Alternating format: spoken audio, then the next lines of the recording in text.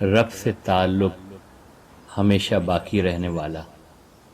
شیخ علی Tantawi رحمہ اللہ فرماتے ہیں، میں نے اپنی ابتدائی زندگی اپنے والدین کے ساتھ گزاری۔ اس وقت میں یہ سمجھ رہا تھا کہ میں انہیں چھوڑ کر ان کے بغیر نہیں رہ سکتا۔ پھر والدین کا انتقال ہو گیا۔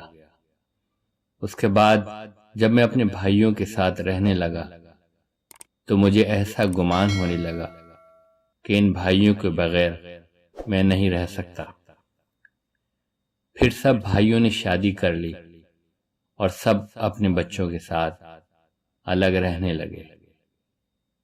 میں نے بھی شادی کر لی، اور جب میرے پاس بھی بچے اور بچیاں ہو گئیں تو مجھے ایسا لگا کہ میں ان بچوں کو چھوڑ کر ان کے بغیر نہیں رہ سکتا۔